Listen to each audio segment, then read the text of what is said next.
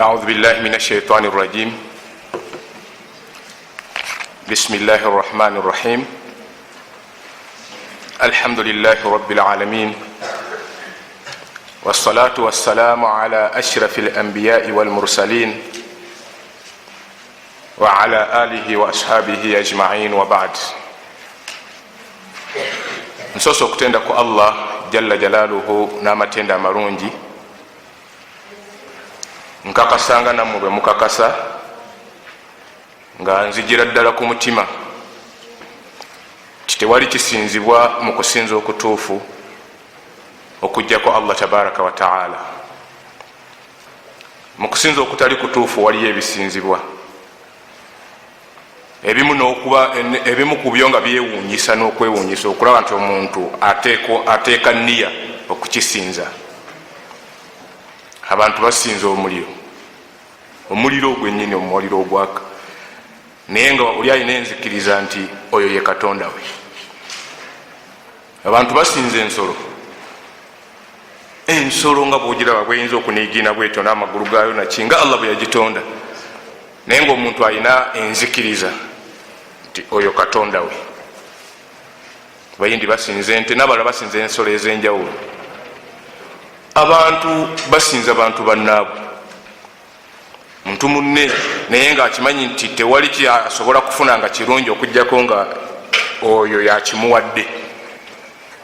Abantu basinza mu nsinza ez'enjawulo, naye tewali kusinza kutuufu okujjako kusinza Allah tabaraka wa taala. Tumusaba Allah wekisa asse ebyengera, okusaasira kwe n'emirembe bibeere kuwa ekitiibwa nabbi waffe Muhammad sallallahu alaihi wasallam, oyo gwe yatutumira nga nabbi ng'ate mubaka, n'obubaka obw'eddiini eno ey'obusiraamu, eddiini ey'amazima. Omuntu bw'agyekwatako n'agigoberera, awangalira mu kwesiima, afiira mu kwesiima, era agenda kuzuukirira mu kwesiima ku lunaku luli olw'enkomerero.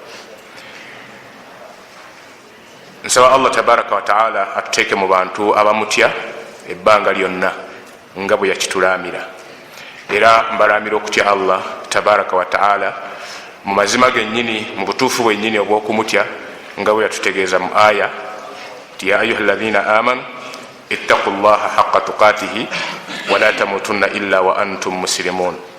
Nolwekyo mbalamira okutya Allah nga nsinzira mu aya eyo mu mazima gennyini ag'okumutya. Tomutya lwa mbeera nti okusinzira ku mbeera eno kati wano nina kukulembeza Allah, ate wajjawo embeera endala era n'oteekawo ekirala, naye tumutye haqqa tuqatihi mu mazima gennyini ag'okumutya.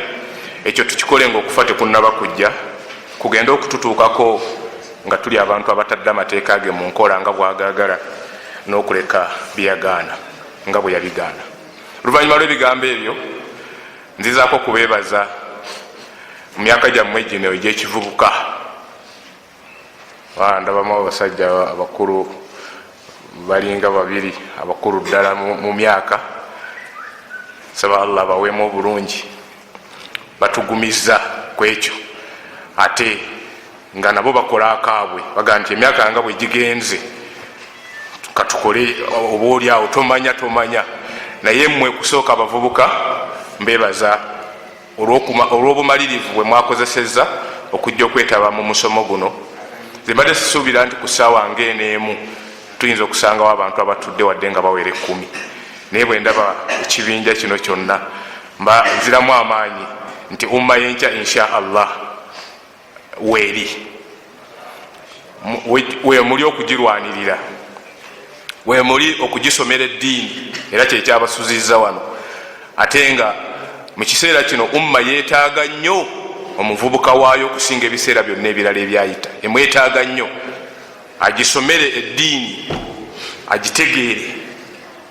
Emwetaaga nnyo agisomere sayansi, emwetaaga nnyo mu buli kisaawe kyonna. Bwe mubanga musobola okufissa akadde kano ne musula wano lillah. Abalala basuze mu ngatto mu lulimi olw'ekiyaayi, bavubuka bannammwe basuze mu ngatto, amakulu basuze babinuka, bakyakala, bajoga Allah tabaraka wataala, era kati ne bwomunyenya tasobola kuzuukuka kubanga ekiro ekyabadde ekyokuwummula ate ye yakisuze ng'ali mu kucyakala okwokujoga Allah tabaraka wataala, era kati yeebase bemuba mwasuze mu masijidi ya Allah. Mu ekyo tubasanyukirako nga tubeebaza naddala mu myaka gino egy'ekivubuka nti tegibasaze kubanga mugifunyeemu lillah, ate manyi nti nedduniya era mujja kugifuna. Omusomo gwaffe ogw'olwaleero gumaze okubategeezebwa ahamiyatul waqt fil islam, obukulu bw'ebiseera, obukulu bwa time mu busiraamu. Musomo mugazi ate nga oba oliawo si gwa bulijjo nnyo mu kusomesebwa, naye nga mukulu nnyo eri obulamu bwaffe naddala obw'abavubuka n'oluvannyuma obw'abasiraamu bwonna. Alwaqt, ebiseera bino bwe tuba nga tugenda okubisomako, tujja kubisomako emirundi esatu. Ekisooka tujja kubiraba mu Qur'ani ekitiibwa, Allah yabyogerako ki. Bwe tunaamalirizawo tubirabe mu hadisi z'omubaka Muhammad sallallahu alaihi wasallam. Bwe tunaaba tumaliriza tulabe obukulu bw'ebiseera nga abaatukulembera basalafu salih baabiraba batya, oba baabitwala batya, oba baabikozesa batya. Butamala budde twagala okutandika okulaba obukulu bw'ebiseera mu Qur'an ey'ekitiibwa. Ebiseera bino bye twogerako oba topiki ey'ebiseera, topiki nkulu nnyo, lianna alwaqta hayatu linsan, kubanga ebiseera bwe bulamu bwo.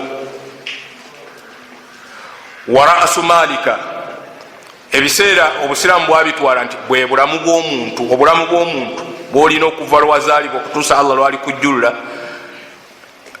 Obusiraamu bwatwala ebiseera nga obulamu bwo ye tayimu, obuwangaazi bwo. Kati olwaleero okuva obudde lwe bwakedde, bwe tuba nga tubaza okuva ku ssaawa emu oba okuva emambalo yasaze ku ssaawa 12, kati ssaawa emu wakayita essaawa 2, wakayita essaawa emu, twakawangaala essaawa emu mu lunaku luno, era ye tayimu gye twakawangaala, byebiseera bye twakawangaala. So teweeyawula gwe nga nti ebiseera kintu kirala naawe oli kintu kirala. Gwe obulamu bwo bwotambulirako, Allah bwakuwadde akaseera konna kowangadde, oba owangadde eddakiika oba owangadde essaawa, ye gwe ate era byebiseera. Si kyekyokka, wa ra'su malika, era ya kapito wo, ye kapito wo owokukola ibadaati zonna.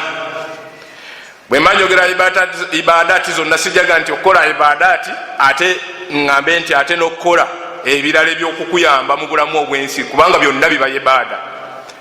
So ye kapito wo agenda okukuyamba okukola ibaada zonna, ibaada ey'okusinza Allah, okwokumusinza obusinza, okubeera nti osaala, osoma Qur'an. Kapito wo akuyamba okubeera nga otuukiriza ebyo biseera. Ate era ye kapito wo akuyamba okubeera nga osuubula nga ibaada, kubanga n'okusuubula ibaada ngera bwe tugenda okulaba mu maaso. So ebiseera bikulu nnyo kubanga bye bivuunula buli kikolwa kyonna kyokola mu mbeera zo. Buli taswarufu yonna oba movement yonna gyogenda okumuvinga obeera ku time, biseera bye biba bitambula. Buli kyo katugeze nti nze movies okuva gyenvudde okujja okubasomesa wano mbadde ntambula, naye nga biseera bye bitambula, ate nga bitambula nange, kubanga tulabye nti ebiseera bwe buwangazi bwaffe. Okuva lwe natandisibwe nti okutambula biseera, kuba nasimbudde awaka sawa 12 nenzize ntambula bwe ntyo wano ntuuseewo emu.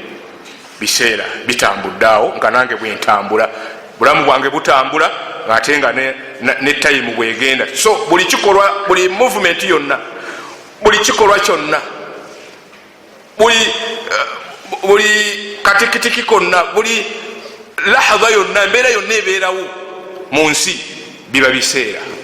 Nolwekyo twetagisiza okubeera nga tubitwala nga kikulu okusobola okubifunamu ngaobusiraamu bwe butulagira. Qur'an yayogera ki ku biseera? Qur'an bwe yali yayogera ku biseera yabyogerako mu ngeri za mirundi ebiri.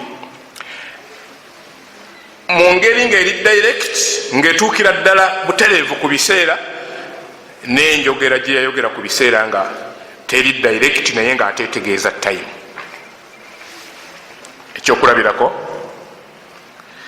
aya esooka oba obujulizi obusooka obutulaga nga Qur'an yayogera ku biseera mu ngeri gwonoosalawo okusinziraga bwonooba ogiwulidde n'oluvannyuma nange nja kubuulira mu ngeri eri direct oba etali direct. Allah yagamba bw'ati ti inna fi khalqi samawati wal ardi wa ikhtilafi al-layli wan nahari la ayatin li ulil albab. Suratu Al Imran aya 19 Allah aga nti inna fi khalqi samawati wal ardi, mazima mu kutonda Allah kwe yatonda ng'atonda eggulu n'ensi, wa ikhtilafi al-layli wan nahari, ne mu kukyusakyusa kwe kwakyusakyusa ng'akyusa ekiro n'emisana, ekiro ne kivaawo emisana ne lijja, emisana ne livaawo ekiro ne kijja. Yagamba ng'amaliriza aya naga nti la ayatin li ulil albabi, kabonero kakulu nnyo kyakulabirako kyamaanyi eri abantu abalina amagezi. Aya eno tugenda kugiddamu mpola mpola. Allah yagamba nti inna fi khalqi samawati wal ardi, kyeyasoosa oluvannyuma akutegeeza ekiri ekiddako yaga nti mazima mu kutonda kwe ng'atonda ensi eno n'eggulu. Inna fi khalqi samawati wal ardi, mazima mu kutonda kwe amagulu omusanvu. Waggulu wano waliwo amagulu musanvu, eggulu erimu, eggulu eryokubiri, eryokusatu paka ku magulu meka? Musanvu gali wano waggulu. Kataga nti mu kutonda kwa amagulu ago omusanvu tulinako lino limu samaa'u dunya, lino lyetulaba lyokka lyetumanyi naye nga waggulu waalyo waliyo leeyazi endala 6 ezikola amagulu omusanvu. Ekyo kyokka newubanga ofumintiriza ku ekyo, kubanga bwe yali amaliriza aya agamba nti okutonda amagulu ago omusanvu kabonero kakulu nnyo eri abantu abalina amagezi, eri abantu abalowooza, eri abantu abafumintiriza. Kakati omusanvu tetugalaba, omukaaga tetugalaba, tulabako lino erimu lyetulaba buli kaseera, naye nalyo lyennyini newubanga lyotuteka ebirowoozo nga tonnaba kulowooza omukaaga go gakula gatya, wakati waago wenkana watya okuva ku lino lyetulaba okudda ku lyomukaaga, wakati awo wenkana buwanvu ki? Obuwanvu bwenkana obuli wano okutuuka obuva ku nsi okutuuka ku lino lyetulaba, ate okutuusa lw'onaamalayo omusanvu. Bwe yali amaliza yaga nti la ayatin li ulil albabi, mwekyo mulimu akabonero kanene nnyo ku muntu ayagala okufumintiriza, ku muntu alina amagezi, ku muntu ayagala okutegeera Allah, kabonero k'amaanyi. Njagadde nnyo okukitandikirako kubanga kyekigenda okututegeeza ekiddako, ate era kyekitandika mu aya. Allah yaga nti inna fi khalqi samawati wal ardi, mazima mu kutonda kwe yatonda nga atonda amagulu omusanvu n'ensi omusanvu, wansi nawo waliyo endala 6 ng'oggyeko eno endala gye tulaba, wansi waliyo 6. Mazima mu kutonda kwa Allah tabaraka wa taala n'atonda gano amagulu omusanvu. Abange la ayatin li ulil albabi, kabonero k'amaanyi, kyakuyiga kyamaanyi, kyakwebuulira kya waggulu nnyo eri omuntu ayagadde okutegeera. Tunuulira eryo Allah bwe yali alyogerako mu ssuula endala, lino lye tulaba, yali alyogerako mu suratul mulk, yagamba tabaraka alladhi biyadihi almulku alladhi khalaqa almauta walhayata liyabluwakum ayyukum ahsanu amala. Sinava kumulamwa, tukyali ku aya yemu, naye bwatyo Allah bwe yagireeta nga atulaga ebiseera yagitandika na bino. Allah bwe yali ayogera ku magulu omusanvu gano yaga nti ayati alladhi khalaqa almauta walhayata liyabluwakum ayyukum ahsanu amala alladhi khalaqa 7 samawati. Allah wanjawulo, ayawukana Allah, wamaanyi Allah tabaraka wa taala, obufuzi mu nsi muno ne mu ggulu bubwe, oyo yatonda eyatuwa obulamu n'okufa. Si kyekyokka, alladhi khalaqa 7 samawatin tibaqa, oyo yatonda amagulu omusanvu nga layers, oluvanyuma lwa leya newabaddawo leya endala, sab'a samawati tibaq, nagenda nga aziteekateeka. Ma tara fi khalqi rrahmani min tafawut, mukutonda kwe Allah kwe yatonda toyinza kulaba mu nsobi yonna noga nti naye eggulu lino yalitonda bubi. Era nga wasazeewo okutunda waggulu olyetegereze obeeko byoliyigako, owunzikanga bwoba oyagadde kuyiga nga oliyizeeko, oba oyagadde ku kyalenjinga nga gwosembye. Kubanga Allah bwe yali ayongerayo mu aya yaga nti ma tara fi khalqi rrahmani min tafawut, toyina nsobi yonna gyolirabamu. Thumma rujai albasar, aya bwete bwegenda farujai albasara karratain, zaayoka amaaso, kubanga oyinza okutunayo bwoti olabanga tolina nsobi kituufu gyolabyemu. Naye Allah ga nti bwoba osigaddemu akakunkuna farujai albasara, zaayo amaaso oyongere wetegereze. yanqalbu ilaika, amaaso ojja kgenda okugazza khasian, nga gakooye, nga bwotunda bwoti olaba n'obuntu obutambula bwe buti olwokutunula ennyo ngaonoonya olabe ekirala ekyenjawulo Allah kyeyatonda mu ggulu lino, oba olabemu olwatika. faruja albasara, zaya amaaso. hal tara min futur, oyina akaatika konna kwolabamu. thumma ruja albasara, wakale bwoba tonnaba kukumatira zaya amaaso. yanqalbu ilaika, gajja kudda, ojja genda okugazza wansi khasian, nga gakooye makoowu. wahuwa khasir, nga ate manyomoofu, kugamba nga gakooye naye nga n'okukakkana gakakkanye, nga owulira gakooye naye nga nebwotunda bwoti olaba n'ebintu ebirala tobiraba. okwo konna kutonda kwa Allah tabaraka wa taala. inna fi khalqi samawati wal ardi, mazima mukutonda Allah kwe yatonda eggulu n'ensi. tukyali ku ggulu. la ayatin li ulil albabi, kabonero kamaanyi nnyo eri abantu abalina amagezi. omuntu asobola okusaala ebbanga lyonna lyasigazzaayo, bwabanga talina kirala kimusaaza ngaalaba nti tewali nsonga ndala, asobola okusaala olweggulu eryo oba amagulu ago amalala getutalaba, naye ku lino lyokka lyolaba lisobola okusaaza oba okusinza Allah mu ibadaati zonna, ngoga nti butuufu Allah gyali era ye yatonda, era ye yatutonda, era ye yatulalikako okusinza. kabonero kamaanyi. olowooza likomawa lino lyolabako kakati, naye waggulu waliyo leeyaza endala 6, naye lino lyolaba likomawa.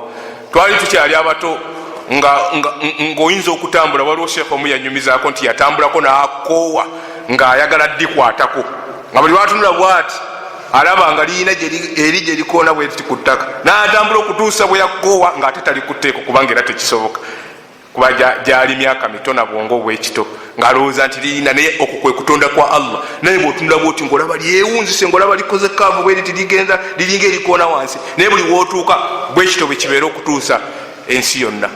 tewali naayinza kugamba nti likoma mu kifo bwekiti.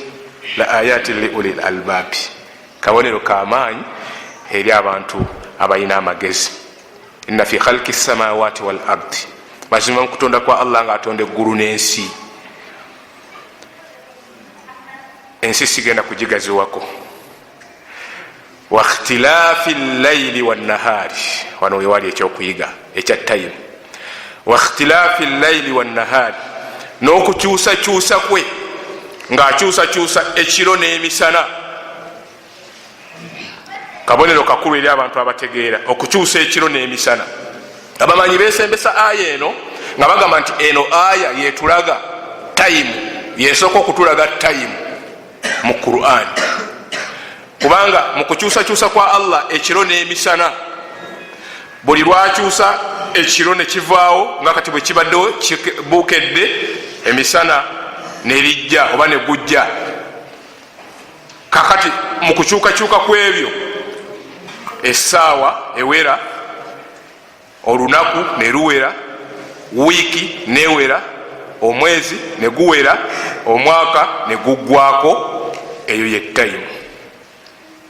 abamanyi besembesa akatundu ako nga bagamba nti wetujja awasoboka wetujja ebiseera. naye jjukira Allah bwe yali amaliza yaga nti la ayatin li ulil albab, mu kukyuka kw'ekiro kuno nga kyabaddewo oba kibaddewo, naye tugenza okulaba emambi esaze, nga tewaliwo kulwanagana kwonna wadde okukeerewa kwayo. tuga nti olwaleero badde ina okusala mu budde bwe buti naye ate tebusaliddeemu, ndowooza abadde alina okuteekako swiki yakeereye. olwokuba nti kabonero kakulu eri okumanya Allah tabaraka wataala. Emambi esala ekizikiza ekibadde ekyamanyi, ogenda okulaba nga watandika okubaawo obutangavu obutonotono. Buli lwe yeeyongera okusala ogenda okulaba nga butangalira ddala okutuusa lwe bukedde kakati ne bufuuka nga bwe tubulaba. Naye nga tewaliwo nsobi yonna ekoleddwa, tewaliwo kukaayana kwonna, tewali gye tulabye kiro gye kivudde tugaa nti owange oba ababadde bava Masaka abasuze nga batambula nga nti kiikyo omusana kakati gujja twagala gutusange naye katwanguyeeko kubanga tugulese wali mu Lwera oba tugulese wali ku Lwebugerere. Wabula olaba bulabi nga kino kiyingirawo nga tewali kulwanagana, ekiro ne kivaawo, musana ne guyingirawo. Era ekiseera bwe kinaatuuka nga kiro kyekijja ojja kulaba nga kivaawo mu mbeera etaliimu buzibu bwonna, nga kivaawo kujja enjuba neegwa, ogenda okulaba nga obudde butandika okumyukirira, ogenda okulaba nga butandika okukyuka. La ayati li ulil albab, kabonero k'amaanyi eri abantu abatya Allah tabaraka wataala. Era wano kyekimu ku bitulaga nti Allah wano we yayogerera ku biseera, kukyuka kw'ekiro n'emisana, ebiseera we tubitegeerera. Aya endala etulaga ebiseera,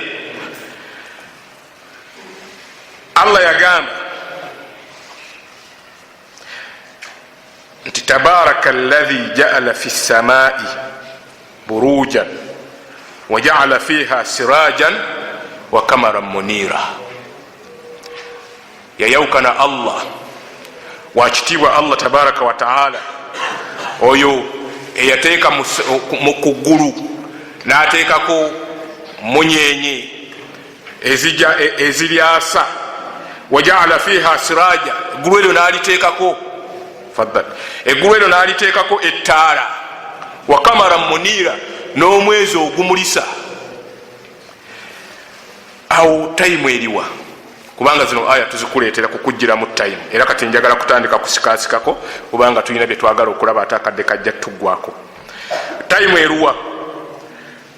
Agala nti Allah wakitiibwa yateeka ku ggulu n'ateekako amataala, mugo muli amataala ago agamulisa nga gamulisiza eggulu ne gatumulisiza naffe wansi wano, muli n'ateekako omwezi ogwakaayakana. Kiseera we kituuka ne gwaka n'olabira ddala nga gwase ddala nga mwezi gwase. Wawe tulabira ebiseera mu mbeera eno, kamara munira, omwezi ogwo ogwaka gulimu tayimu. Kubanga mu Busiraamu, kalenda yaffe y'Obusiraamu tugibalira ku mwezi, ng'ogyeko eno ya Grigori, naye eno yaffe y'Obusiraamu tugibalira ku ntambula y'omwezi. Ne gutambula ne gwaka, ne gutuuka ekiseera ne gubula, ne tumanya nti kakati ke gubuze ate gugenda kuddamu guboneke, ne guboneka ne tumanya nti olwo lumu. Bwe luba lumu kitegeeza nti lumu olw'omwezi ki? Rabiul Awwal, olw'omwezi ogwa Rabiul Awwal. Ne tutandika lumu, ne tutandika bbiri, eyo ye tayimu. Olumu olwo mwe muli eddakiika, olumu olwo mwe muli essaawa, olumu omwo mwe muli obutikitiki, mwe muli essaawa, mwe muli olunaku, okutuusa bwe lukola olunaku lulamba lumu, ne tukola wiiki, ne tukola omwezi, ne tukola omwaka. So awaliwo tayimu ng'etambulira ku mwezi. Abamanyi bwe batyo beesembesa ayaati ezo okutugiramu ebiseera.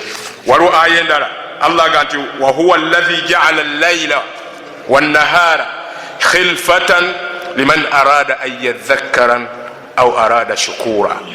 Ye Allah tabaraka wa ta'ala yoyo Allah tabaraka wa ta'ala eyaddira ekiro oba eyafuula ekiro n'emisana, oba afuula ekiro n'emisana khilfatan, nga byejjawo biddiriŋŋana. Ekiro kijja misana ne gujja, kiro kijja misana ne lijja, kiro kijja misana ne lijja. Allah tabaraka wa taala yoyo abikola. Ekyo nno lwaki akikola?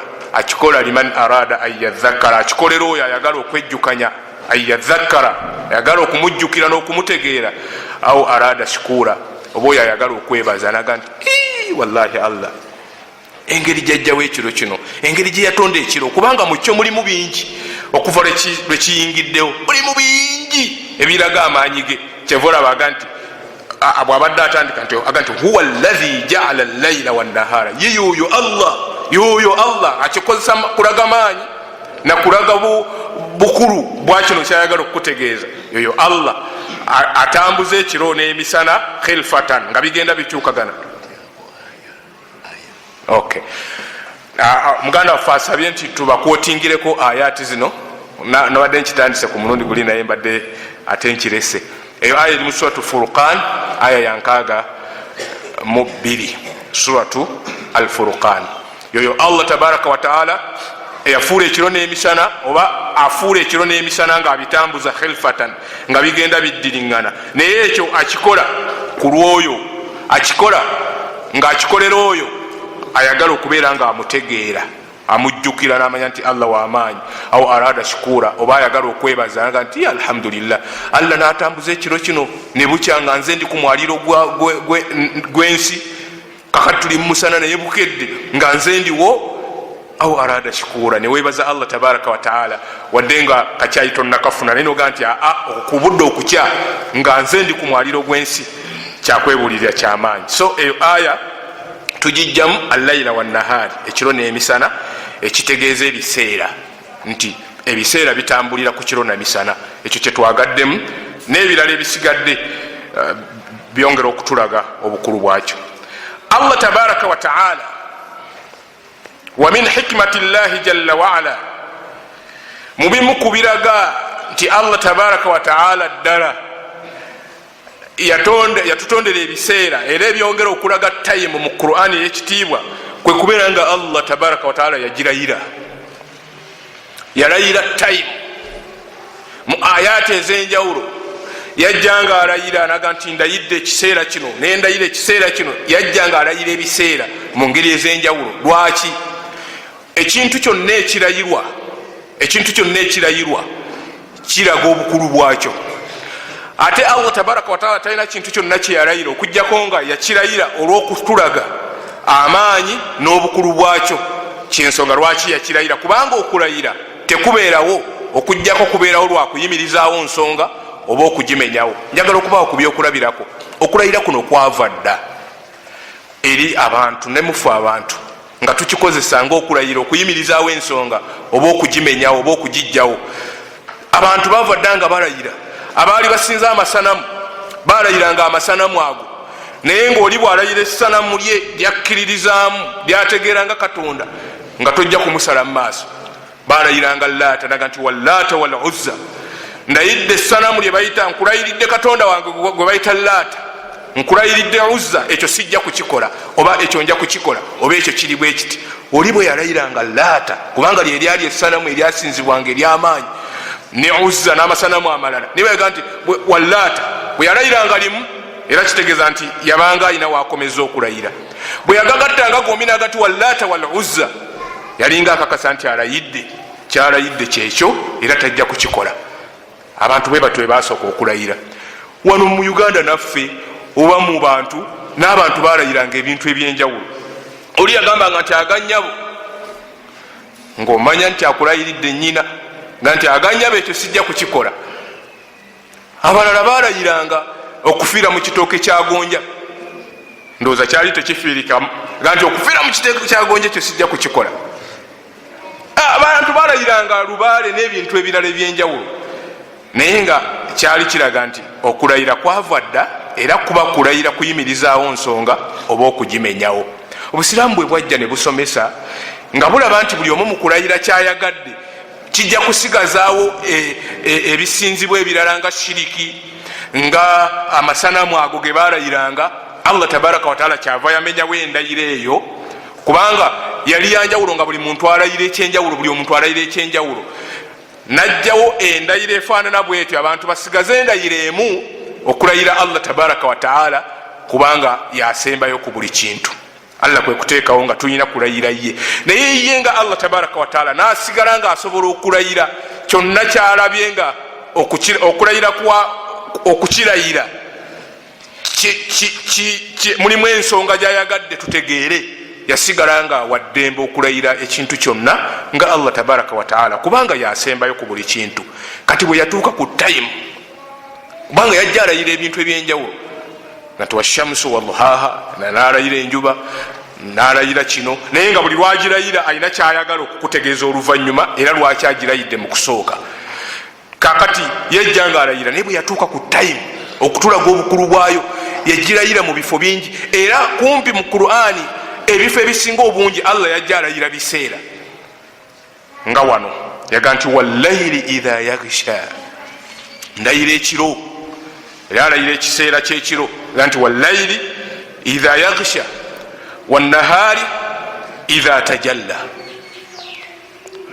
Eyo suratul layli aya esooka n'eyokubiri ga nti ndayira ekiro bwe kiba nga kimaze okuziba nga kikutte ekizikiza, wannahari idha tajalla, era nendayira n'emisana nga kakati lino tulimu bwe liba nga limaze okusaasaana obudde ne bukya. Awo Allah yalayira ekiro n'emisana nga bwe twabalaze edda nti bye bitukolera ekiseera. Kiro buli lwe kibeerawo bwe kikya omusana ne gujja, olwo lunaku time olwo egenda kutambula. Mu lunaku mwe mutambulira essaawa obutikitiki n'okutuusa olunaku bwe luneekola nga lulamba, ate ne tugenda mu wiiki ne tugenda mu mwezi n'ebirala ebifaana bwe biti. So Allah yakirayira. Allah yalayira ekiseera ekirala laga nti wadduha, kiseera kyakalasa mayanzi. Muwulira puroguramu nga bazikola akalasa mayanzi biki, naye ebyo byebiseera Allah byeyayogera, naye nga buli kimu kati kino ekiro n'emisana bye yalayira mu byo mulimu lwaki akirayidde. Eyo si gye njagadde kubajjira mu tayimu, naye mulimu munda lwaki Allah aga nti ndayira ekiro n'ebyo bikitambuliramu bingi nga weebase tomanyi, naye waliwo ekiseera wekituuka ensi yonna neesirika. Waliwo ekiseera wekituuka nga omuntu bwazuukukako oba obadde mu njuyo obadde ku kitanda kyo ng'osobola okumanya noga nti wallahi Allah w'amaanyi, ng'ettaala wabadde wagizikiza oba tewagizikiza, naye ng'olaba kiro sawa nga 9, sawa 10, sawa 7, sawa 8 ng'olaba kiro. Ababbi nga batambula bagenda kufuna emisango gyabwe, abenzi nga batambula oba nga benda kiro. Allah akirayira alina byakigendereramu, alina kyayagala okutulaga, teyalayiranga bulayizi, wabulaga nti wallayli idha yaghsha, ndayira ekiro nga kimaze okukwata enzikiza. Wallahi kabonero k'amaanyi, maanyi ga waggulu nnyo ekiro ekyo, ng'olaba abantu banyuka kubanga obudde buzibye, buli omu alwana kuddeeka atuuke mu kibuga temukyali mulimu. Abakoleza obutaala babutukoleza mu byalo ebyo bayingire mu mayumba gaabwe kubanga ekiro kituuse. Kabonero kakulu ka Allah kyovula bakirayira, n'alayira n'omusana kati nga bukedde, abantu bagenda kutandika shuguli, bagenda kutandika emirimu, bagenda kutandika okumusinza. Misana lino lirimu ebintu ebirala bingi bye bitutambuliza obulamu, bye bitulagira essaawa. Wano tubizyeyo lwa ssaawa, naye mulimu ekirala Allah okubeera nga abirayira. N'alayira ebiseera ebyakalasa mayanzi kubanga nahari yagirayiddeko dda, emisana yalirayiddeko dda, naye ate alayirayo ku tayimu eno ya duha naga nti wadduha, kaseera kana akakalasa mayanzi kanaatera okutandika sawa nga 3 awo oba 4 katandikira awo ne kagenda paka nga ku 6.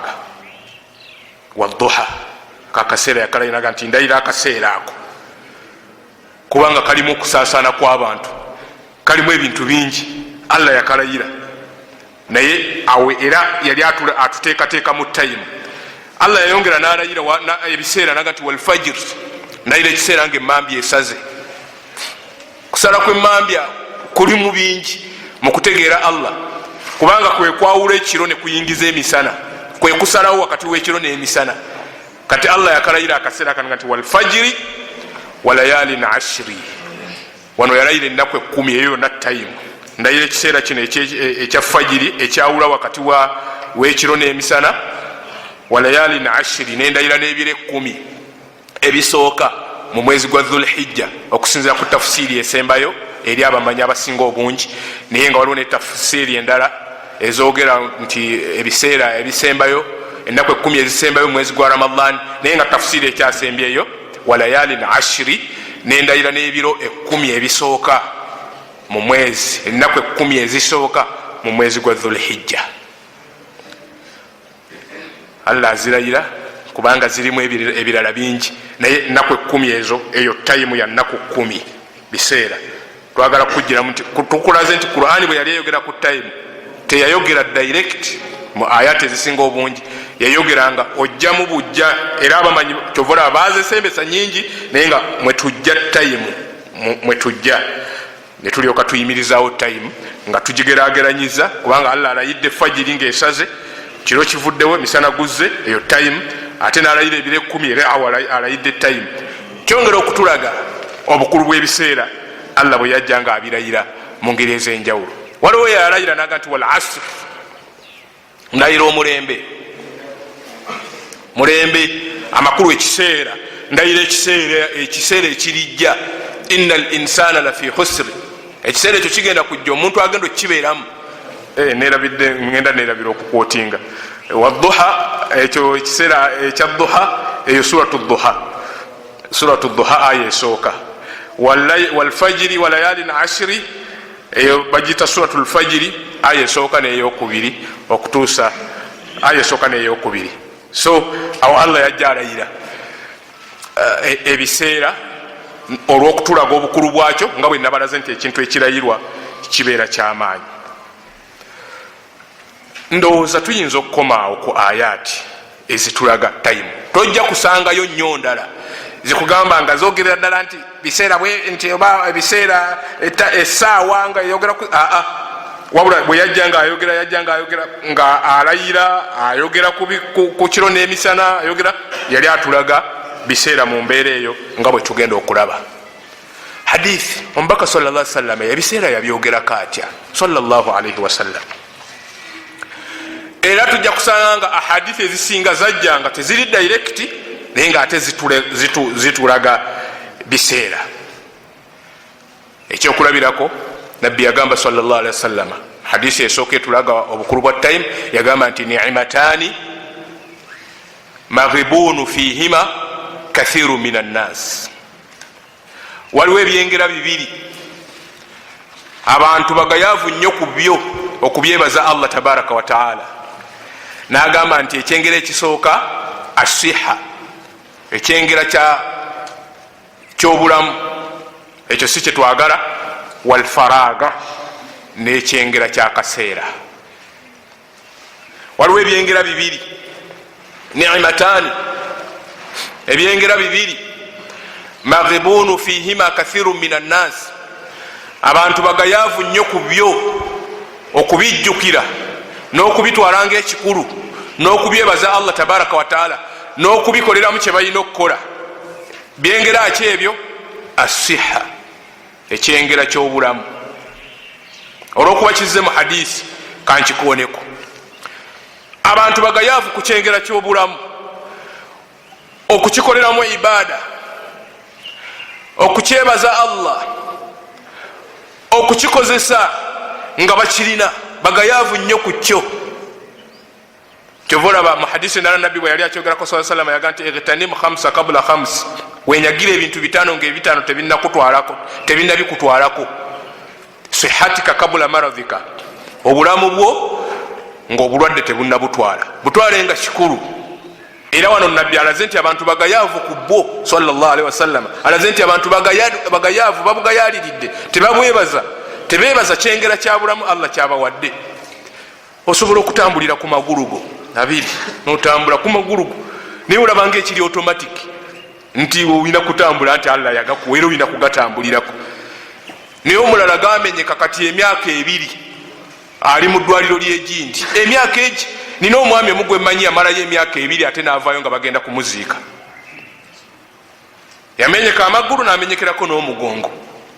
Kakati gwe omugongo guno gwosobola n'okuweta, lwaki toguweta lillah? Noga nti Allahu akbar, ruku', sami'a Allahu liman hamida, novaayo ku ruku'. Ni'matu siha, kyengera kya bulamu, okyebazizza mu kukola ibada. Olabanga ekiri automatic okulya n'onywa, kubanga ebyo bulamu bwe bubituusa, bye bikutuusaako. Olabanga ekiri automatic okubeera nti osobola okwogera oba okussa n'okutemya. naye allah akeesa bukeesa budde eriiso lino nekubako akantu akaligwako oba tekaguddeeko naye nerirwala eritandika okujja amaziga nga toyagala kutunula mu kitangaala twegala naye kati olina ekyengera kyeriiso. nimatani magibuni fihima kathiru min annas asiha walfaraga. ebyengera bibiri abantu tebabyebaza. ekyengera ekisooka kya bulamu nkikomezaawo kubanga si kyekiri ku mulamwa. ekiri ku mulamwa gwaffe walfaraga nekyengera kyakaseera ekya time. faraga ye time gyolina oluvanyuma lwokusinza allah mu ibada katugezeyo eswala wakati awo waliwo faraga, waliwo ekiseera ekiri awo nga gwoyina okuteekateeka okikoleddemuki. kati abantu bagayaavu nnyo nabbi agambye sala nti abantu bagayaavu nnyo ku byengera bibiri. ekyengera ekyokubiri kyekino ekyakaseera. abange ekyengera kyakaseera abavubuka kubanga muli bavubuka naye ekyengera kya time otwala ebiseera bingi nnyo olwokubanga nabbi agambye nti bantu bagayaavu nnyo ku byengera bino. naawe kati kirabe faragayo gyolina akaseerako koyina katugeze oba katukayite ak'emirembe oba katukayite akaseerako koyina okukoleramu byoyina okukola okatwala otya? obudde bukedde omaze fajiri awo waliwo faraga. kati okuva letwamaze salatul fajiri waliwo faraga. omulala yasazeewo okukeebakamu naga nti kanebake mpaka saawa 3 era abavubuka bangi bakikola mu myaka egyekivubuka. saawa 3 omwana akyebasa omuvubuka myaka 18 mpaka kwa 3 oba mpaka kwana kubanga awo yonna myaka gyakivubuka. webase saawa 3 okyebase newekyusa newegolola nonafuwa nokowa kati nolyoka ozuukuka ku saawa 3 mu myaka egyekivubuka. abange allah agaba emyaka gino egyekivubuka nga neema ekyengera kubanga tulina emitendera mingi mwetuyita okubeera nga okutuusa allah lwanatujjulula. tusooka kubeera bavubuka manya bato babebi netujja mu myaka kati gye mulimu egyo egyekivubuka. naye egyo allah mu bulamu bw'omuntu agimuwanga neema ngaekyengera. ekyengera kyekintu ekitafunwafunwa ate nga bwe kikusuba kiba kikusubye oba ofiiriddwa ekintu kya bbeeyi. naye mu myaka gye egyekivubuka faragayo gyolina. faraga eno nabbi gyagambye nti abantu bagayaavu nnyo ku yo ogyebakamu paka saawa 3 nozuukuka ku 3 ngaoli mugayaavu oli munafu nnyo nosooka notuulatuula awo eddakiika ndala 3 oba saawa kyatudde tuddaawo oluvanyuma onoonye ekyokulya oluzigenzemu 5 mu myaka egyekivubuka. faraga bwetyo bwetambula olugiraawo noga nti kangende ndabe ku mukwano gwange gundi. mu faraga mulimu kwebaka na kulambula nogenda nolaba ku mukwano gwo si kumulabako nno mugenze kwogera biboozibozi oba naye okumugjayo era mutambule bira mupango kutambula bwe muti. mu faraga gyolina bwotyo bwogikozeseza. kyova olaba nabbi agambye sala nti abantu akaseera ako tebakamanyi. akaseera ekyengera kya faraga abantu tebakimanyi. ekya time tebakimanyi. kyova olaba bangi bwagenda okutuuka ekiseera kubanga obulamu n'obutonde bubaako ekiseera we butuuka ne bumubanja. yazukuse saawa 3 azze mu byakugiragira ate bwavuddeawo agenze kuyimirira wali ku betingi kubanga tanafuna na za betinga naye agenze kuyimirirawo okwo nayimirirawo okwo nefuna neddakiika zoyimirirako awantu nga tolina kyokola mu myaka emivubuka nga tolina kyokola just oyimiridde mu buyimirizi awo. ekyengera kya faraga oba tokikozeseza. bwavaawo agenda okulya ngaenjala emuluma ddala yeetaaga ekyokulya kakati awo watandika okulaba ngaalina okukinoonya oluusi naafuna misango natandika kusaba kisabe teyakozeseza faraga. so bannanga akaseera ako awo waliwo time nabbi yaga nti nimatani magibunu fihima kathiru min annasi. ebyengera bibiri abantu bagayaavu nnyo ku byo ekyengera ky'obulamu n'ekyengera kya faraga. bavubuka twongera okukozesa akaseera kaffe. abantu bangi bagayaliridde nnyo akaseera wano ne balowooza n'okulowooza nti baavu, nti oba Allah yabatonda kubeera baavu ku ludda olw'okukola sente, ku ibaada ey'okukola sente. Ne batuuka okulowooza nti ffe Allah nze Allah bw'atyo kubanga nze sente siziraba, nzinoonya naye siziraba. Naye nga mu kuzinoonya ebiseera byazinoonyako bye bitono okusinga ku byagayaala. Paka abamu we batuuse n'okuleka wano emirimu ne badduka ne bagaa nti katugende ku kyeyo. Sivumirira bali ku kyeyo. Naye abamu balese wano emirimu egirimu sente nga balowooza nti sente ziri eri, naye nga wano balemeddwa okukozesa faraaga yaabwe, balemeddwa okukozesa tayimu yaabwe eya wano. Ne badduka ne bagenda ne babonaabonera eri. Bwe batuuka eri, kubanga bali abamu mu nsi ezimu gye tulaga bo bamanyi okukozesa tayimu, bamanyi faraaga ogikozesa. Kati bw'otuukayo ne balyoka bakukozesa nga omuntu ataliiko na baamuzaala. Saawa emu lumala fajiri olina kugenda mu kampani oba yamagi projekiti, oba yamagi olina kugenda kutandika kulonda magi, n'ofunye omugongo n'otuuka eri, oba otuuka eri ate ngene emabega gye wavudde gaweze, n'obeera kuolwo nga tolina tayimu ewummula. Bo bakwagala ku mulimu gwawe era kyova olaba nze ntera nnyo oluusi bwe mba njogera okuwabula omuvubuka akwata miliyoni 4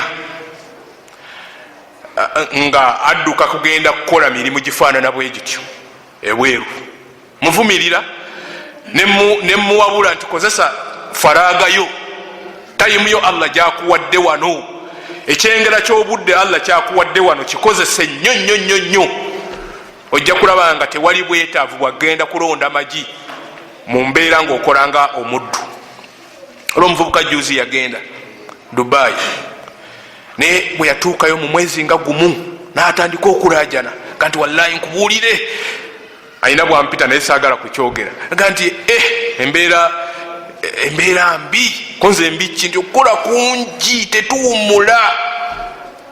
Kubanga oli yakutaddemu sente zeyawadde agenti amukuleetedde, ate ayagala omulimu gwe gutambule, kati alina okukukozesa nga takuwaddeewo kadde, faraaga yagikozesa akufunemu sente, era bagikozesezza ne batufunamu ensimbi, ffe ne tukaddiwa oluusi n'okufuna obulwadde. So nga na wano bwe tubanga tetunnafuna mukisa kugenda ku mulimu gutegerekeka, wano wennyini omuntu nga yakozesezza tayimu ye wano asobola okufuna sente. Myaka gino egy'ekivubuka n'okozesa amagezi Allah gakuwadde, n'obala ebiseera byo, wano waliwo sente. Naye tulowooza nti ziri eri, ne tugenda ne batukozesa ne bazitufunamu, ate ffe ne tufuna katini, naye nga batukozesereza ddala n'amaanyi. So ekyengera kya faraaga tukikozese. Eyo hadisi esooka. Hadisi eyokubiri, omubaka sallallahu alaihi wasallam bwe yali atulaga obukulu bwa tayimu, yabutulaganga obuwangaazi bwaffe. Nakyogedde nga tutandika nti obuwangaazi bwaffe ye tayimu. Kyovulaba bwe yali ayogera mu hadithi eno ng'atulaga ku biseera yagamba nti lan tazuula kadama abd hatta yus'ala an arubai khiswali. Omwana Adamu tagenda kuseetula kigere kukiyingiza mu jjana okuggyako ng'amaze okubuuzibwa ku bintu 4,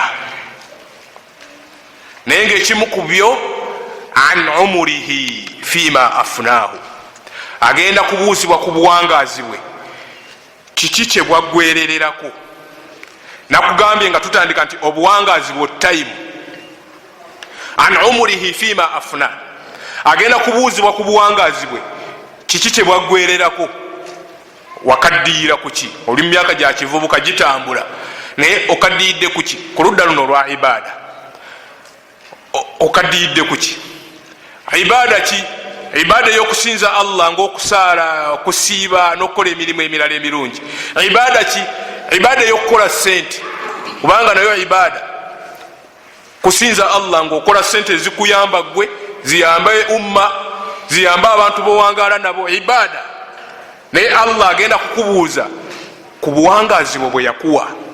Olwaleero twakawangaala, katuleka twakawangaalayo essaawa 2 okuva obudde lwe bwakedde. Allah agenda kutubuuza ku ssaawa ezo ziggwereredde kuki? Ziggweredde nga tuli mu masijidi, tuyiga eddiini ye, ate we tujja okuva oluvannyuma lw'olunaku luno ate tugende tukole ne ibaada endala ez'okunoonya ssente. naye olwaleero singa Allah atubuuza mu kaseera, naye waliyo omwana Adamu ng'okuva obudde lwe bwakedde okutuusa kakati we tuli ng'awangadde, naye nga wano tewaliiwo kirala kyonna kye yakoze okugjako otulo. nawo mulihi fiima afuna, bwangazi buno obw'olunaku luno olwaleero kale katugeze bugwereredde kuki?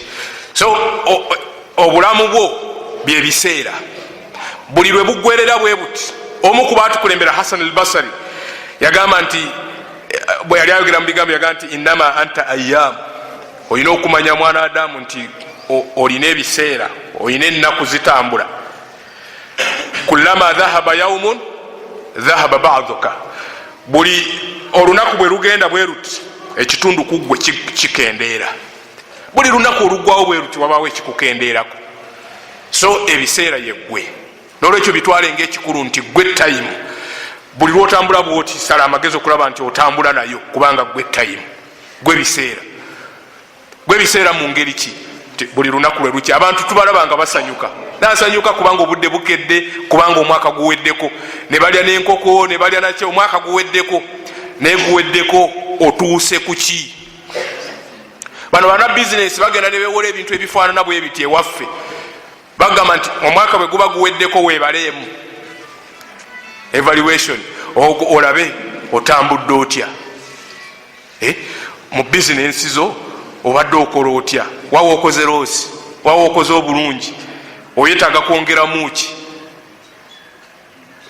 Obala ebiseera, kubanga omwaka guweddeko, kitegeeza nti ekitundu kuggwe kigenze, ate guno oguyingidde nagwo gutandise okutambula, weebaleemu, tandika okwebalamu ku ibaada, osinziza otya Allah, kubanga bwe buba bukadde busembedde, bwebaka buli esembedde, kati buli omwaka lwe guggwako ng'oggyeko okusanyuka obusanyusi, baako n'engeri gye weebalamu ku ngeri gy'otambuddemu nga Allah tabaraka wa taala bwe yandikwagadde otambule. So ebiseera oba obulamu bwo byebiseera ye time, era ojja kubibuuzibwako. bw'onoobanga wabikozesa bulungi Allah ajja kuwa empeera, bw'oba wabikozesa bubi Allah ajja kuvunaana. Alwaqt mahallu libadat, ekiseera mu kusinza Allah oba mulayini y'okusinza Allah, oba ekiseera mu ibadat, time mu kusinza Allah, kubanga tugirabye mu Quran, tugirabye mu hadisi. Kakati twagala tulabe ku biseera mu kusinza Allah oba mu ibada. Allah tabaraka wa taala yahaddada, yateekateeka tayimu mu kumusinza, oba yatulaga obukulu bwa tayimu mu kumusinza, n'ateekerateekera ibadaati ez'enjawulo. ne buli ibaada yonna gye yateekateeka yali atutegekera biseera tusobole okubifunamu omugaso. muwulire nnyo poyinti eno nti Allah tabaraka wa taala ibadaati zonna ze yatutegekera, ngenda kuzimenya, yali atutegekera tayimu, yali atutegeka tumusinze, naye nga tugoberera ebiseera tusobole okufuna omuganyulwo mu tayimu yaffe, mu buwangaazi bwaffe ku ibadaati ez'enjawulo. Ekyokulabirako, obwedda Allah ajja alayira ekiro n'emisana,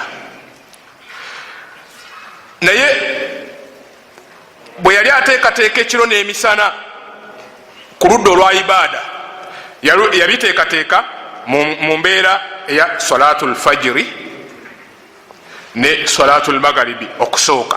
Katulabaawo Allah bwe yateekateeka salatul fajiri, salatul fajiri yeyingizaawo emisana n'okusalawo ekiro nti kiweddeko, ate salatul magharibi yeyingizaawo ekiro n'okusalawo nti emisana liweddeko, kakati ekiro kiyingidde. Eswala ebbiri ezo ziyina ekiseera kinene, ate olunaku lw'obusiraamu awo luba luweddeko oba luba lukomye. Kati eswala ezo ebbiri ziyina enteekateeka nnene nnyo mu kulabika nti Allah atuteekateeka nti omuntu yeebala nga fajiri eyingira, ne yeebala magharibi ng'eyingira, nti olunaku lwange awo lutandika, olunaku lwange awo luggwako. Allah yatuhaddadira yatuteekerateekera. Tugende ku swala ettaano. Allah atutegekera swala ettaano ng'ategeka biseera byaffe, ng'atuteekerateekera time. Era tukisanga nti abantu abasinga okukwata ebiseera, abantu abasinga okukwata time be bantu abasaala eswala ettaano ne bazimalayo, kubanga zo zennyini zikuwa okweteekateeka. Ngenda okuwa ekyokulabirako salatul fajiri. Omuntu yeebakira ku salatul fajiri mu puroguramu y'enkya. Allah yatutegeka zino zokka eswala ettaano okukweweebakira. Puroguramu y'enkya omuntu omusaaze ajeebakira ku salatul fajiri atya nti otandika okuteekateeka byonookola enkya, noga nti enkya ngenda kukeera kukola kati nga nze nkedde nga nina okukeera okujja wano. Naye mu mazima gennyini mu kutegeka puroguramu yange nagitegese nga nina kuzuukuka netegeke okwetegeka oba kunaabako oba kufuna wuzu nsaale salatu alfajiri n'oluvanyuma nsimbula okujja mu ddalasa wano. Salatu alfajiri yetandika enteekateeka z'olunaku lwo oba ez'akaseera ako akasooka. Okola byonna ekiro ng'opulaninga, naye ng'opulaningira ku fajiri kuno. Allah ekyo yakiteekateeka dda. Faddal.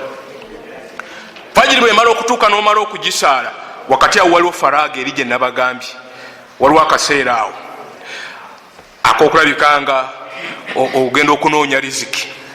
Abantu abasinga obungi abasaaze bakeera ku mirimu, kubanga agenda n'atunamanga nti maze okusaala ate kati lwakinziramu, maze okusaala fajiri kakati wano kantambule kangende kubanga nina okukola bingi. Naye nga ekyamuyambye atali musaaze oluusi agenda n'okujjukira bwati ngaobudde bukedde.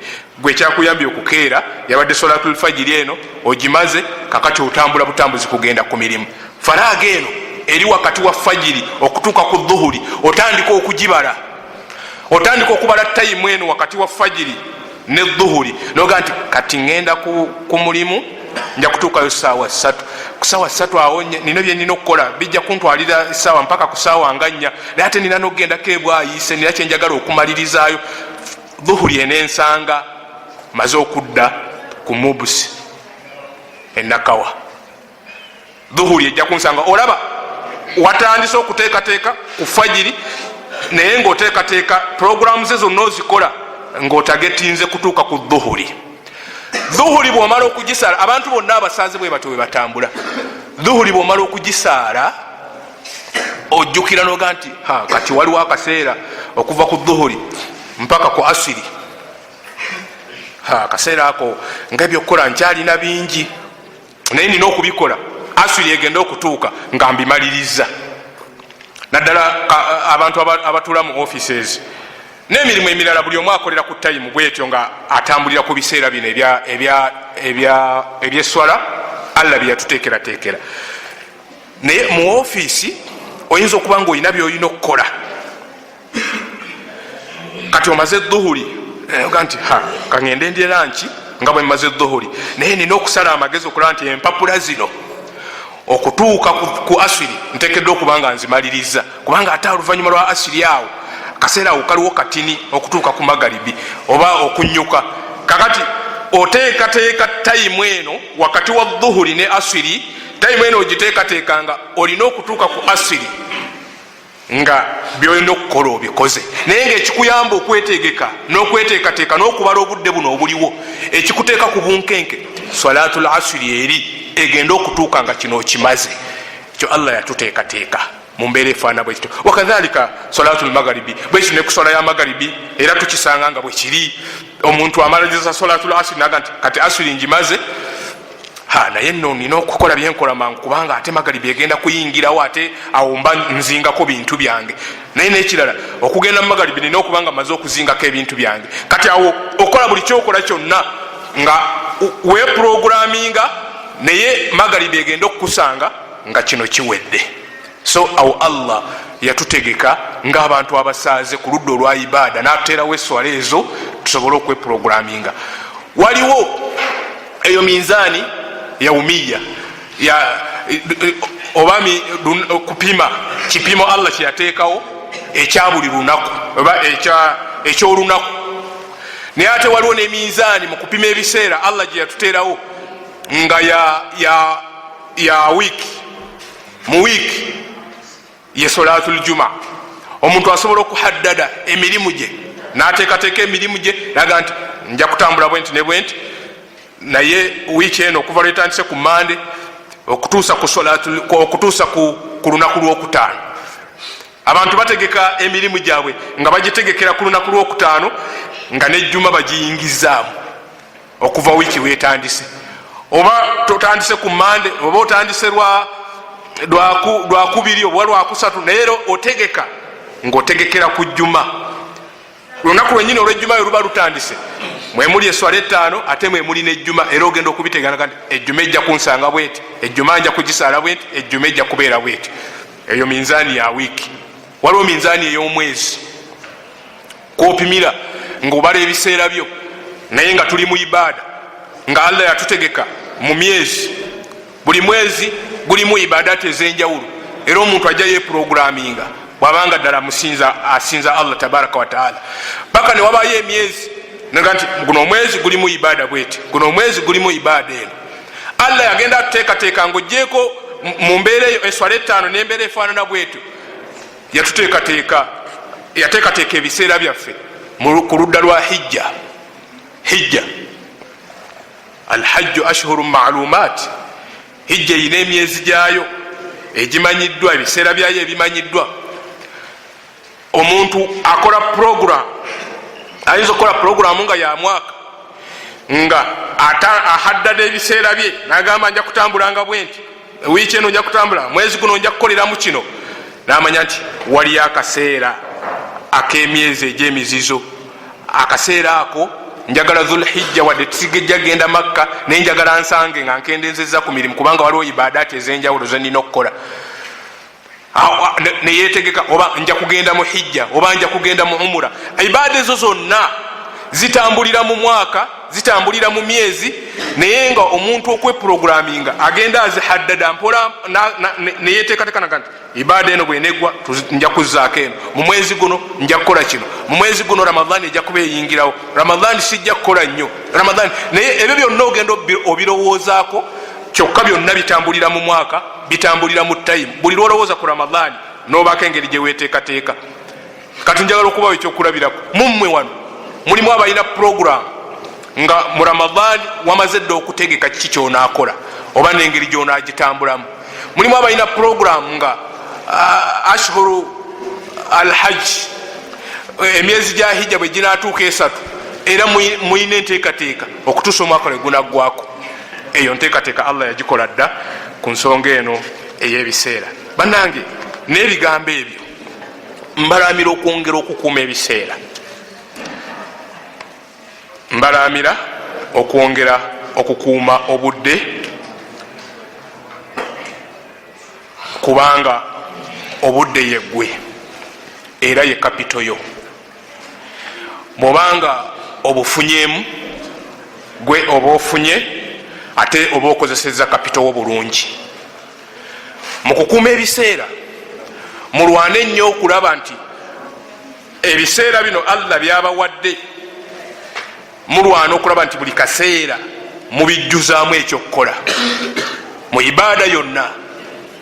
Bweba ibaada yakusinza Allah ng'okusaala, sala amagezi okulaba nti ebiseera byo bijjuzaamu ibaada y'okusaala, ibaada y'okusinza Allah mu kumutendereza mu ngeri ez'enjawulo.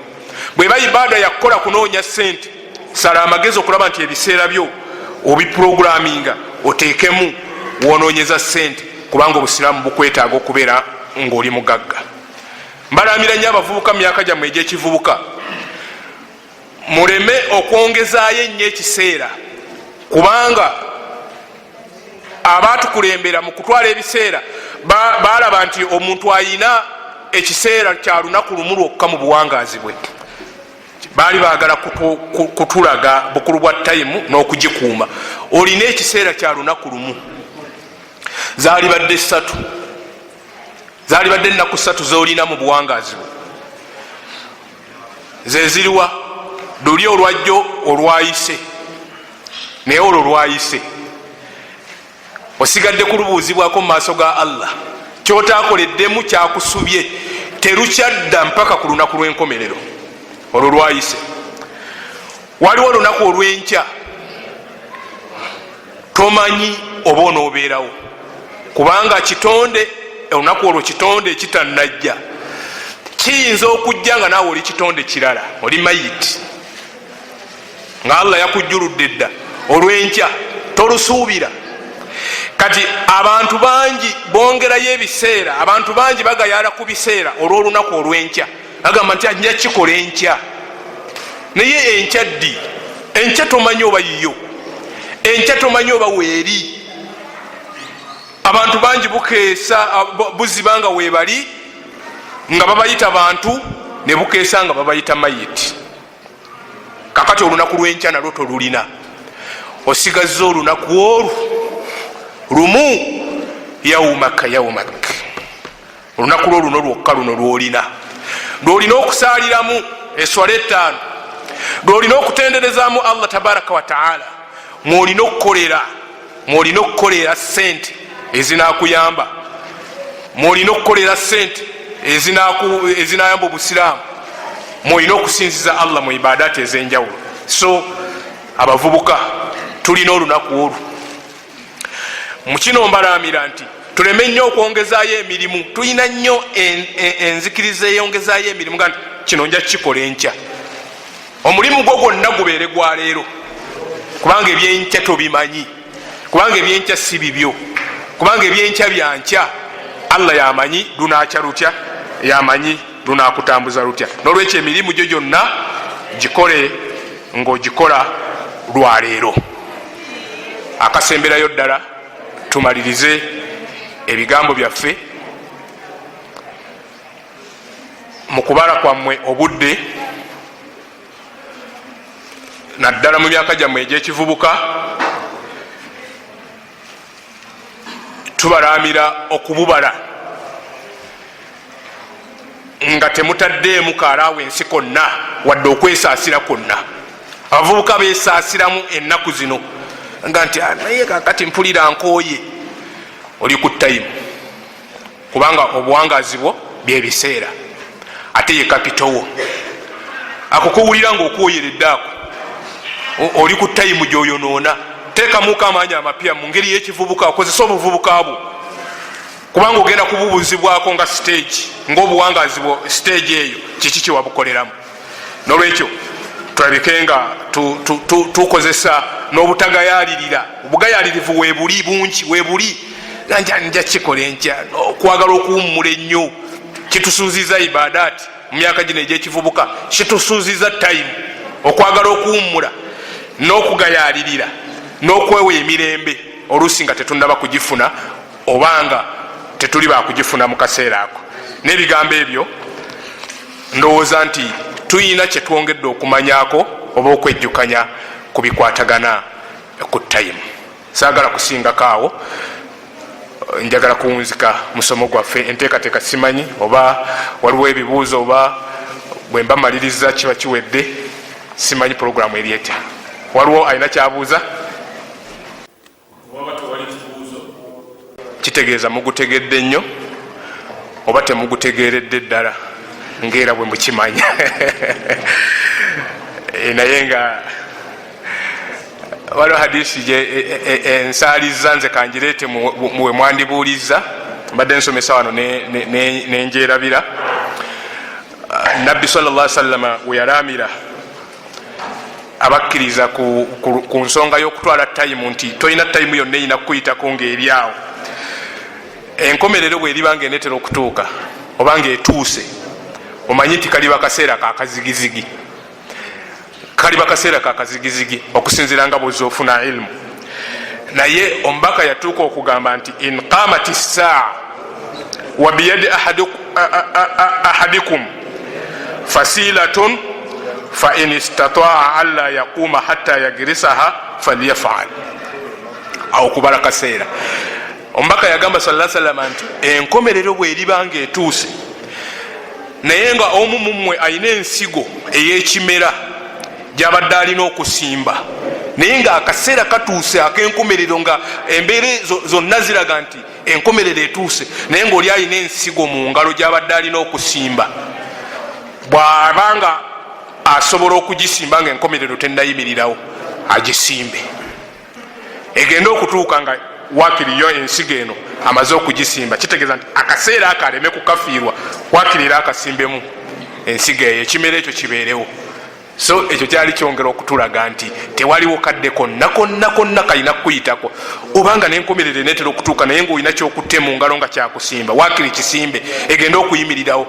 Kubanga wano hadisi egambye nti bwabanga asobola fa in istataa alla yaquuma hatta yagrisaha, bwabanga asobola okugisimba nga enkomerero eno tenaba kuyingirawo akikole okutuusa egenda okutuuka ng'amaze okukikola. So kyekyongera okutulaga nti tewali kadde konna kalina kutuyitako, twongere okubala ebiseera byaffe tusobole okubifunamu omugaso mu kusinza Allah tabaraka wataala ne mu kukola ibadaati endala nga ez'okumusinza nga tukola ebyo ebituyamba. Maliriza n'okweyanjula gye muli, kubanga bwe twadde tutandika omusomo temwantegedde. Amannya gange nze Imran Sali, Imran Sali, ndi mukozi ku Uganda Muslim Supreme Council mu mirimu egy'enjawulo. Mulimu ogusooka ndi personal assistant mu office ya Deputy Mufti. Omulimu ogwokubiri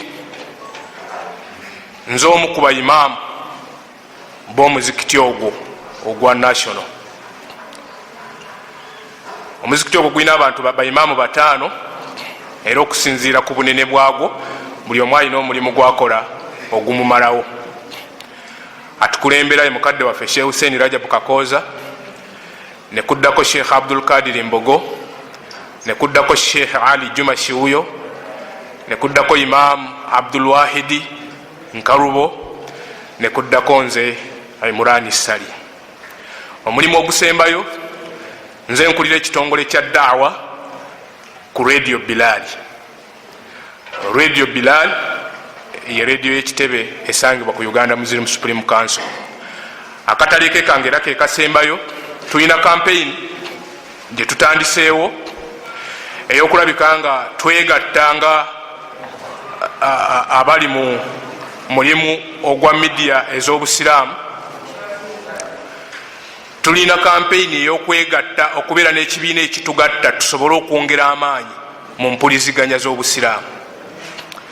Tulina radio entono ddala bwogerageranya ku radio eziri mu 10 eziri mu Uganda. Tulina radio Bilal, tulina Voice of Africa, tulina Palo FM, tulina IU esangibwa ku University y'Embale, tulina Masaba FM, waliwo n'endala esuubirwa okutandika mu Arua. Ze radio nga 5 oba 6 eziriwo ko mu kaseera kano. Naye awamu nakyo ezo zennyini ezo bw'otambula bw'oti ng'obadde ogenda Jinja okutuuka mu Mabira, biri ku zo oba zonna oba tokyazifuna. Oba obadde ogenda Masaka olutuuka mu Lwera, biri ku zo oba zonna oba tokyazifuna.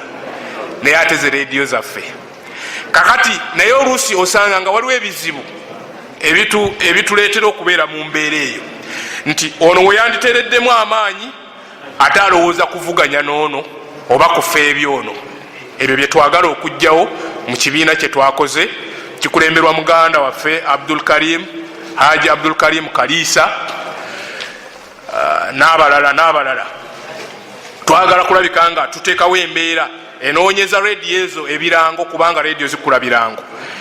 Nga ffenna bwe tugamba nti kufuna kirango kya MTN company, ffenna tujja kulwana okulaba nti radio ezo zonna kigendako, nga tewali agambye nti ate lwaki kigenze eno, ate lwaki kigenze eno.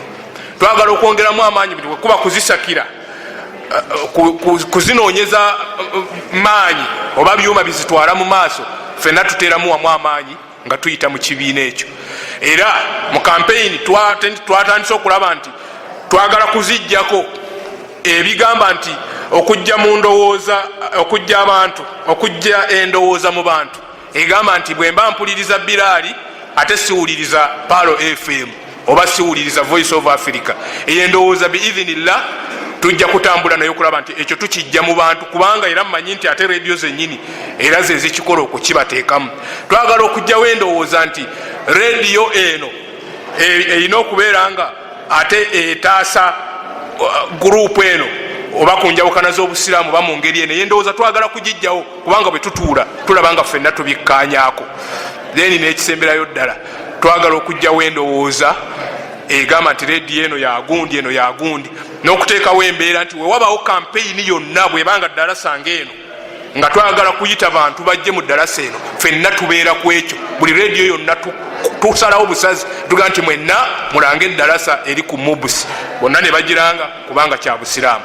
Tubasaba mutuwagire ku kampeyini eyo kubanga kyetukola kyakutuyamba ffe n'oluvannyuma ate abalijja mu maaso. Subhanaka Allahumma wa bihamdika wa nashhadu an la ilaha illa anta wa nastaghfiruka wa natubu ilaik. Wassalamu alaikum wa rahmatullahi wa barakatuh.